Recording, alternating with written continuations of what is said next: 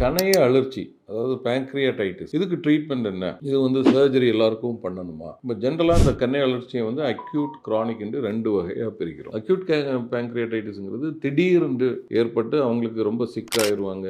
மூச்சு திணறல் ஏற்படலாம். சிலருக்கு வயிறு வீர்த்து கனத்து போய்விடும். சிலருக்கு மல்டி ஆர்கன் டிஸ்ஃபங்க்ஷன் என்று சொல்லுவோம். அதாவது நுரையீரல் பாதிப்பு, கிட்னி ப்ராப்ளம்ஸ் இந்த மாதிரி எல்லாம் ஏற்படும். So, இந்த மாதிரி இருக்கிறவங்களுக்கு இனிஷியலா ஆரம்ப காலத்துல வந்து very very important is proper medical management.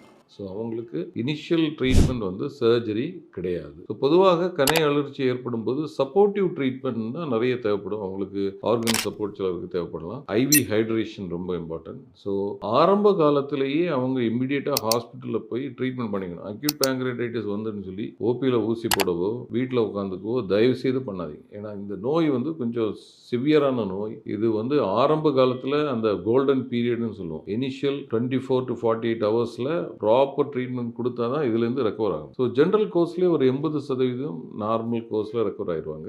20% பேருக்கு அந்த கணைய அழற்சி வந்து நோய் பாதிப்பு வந்து 1 வாரத்திலிருந்து 3-4 வாரங்கள் வரைக்கும் அது நீடித்து போகலாம். ஸோ அப்படி போகிறவங்களுக்கு உள்ள வந்து காம்ப்ளிகேஷன்ஸ் வருது.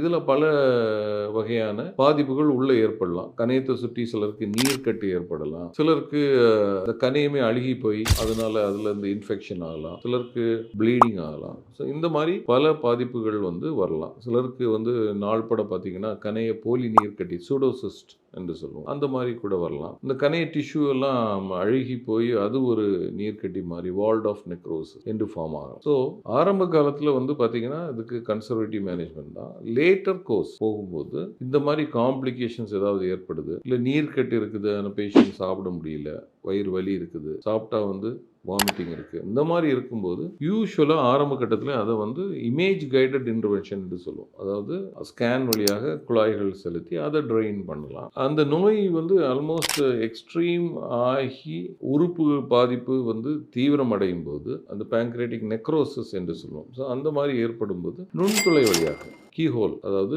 வார்ட் என்ற ஒரு ப்ரொசீஜர் இருக்கிறது. முதுகு பகுதி வழியாக சின்ன துளை செலுத்தி அது வழியாக கேமரா போட்டு அதை அங்கிருந்து கிளீன் பண்ணி எடுக்கலாம். ஸோ இன்னைக்கு ஆக்சுவலாக ஆல்மோஸ்ட் ஓப்பன் சர்ஜரி ஃபார் பேங்க்ரியாடைட்டிஸ் வந்து ஒரு ஆப்ஷன் இல்லை.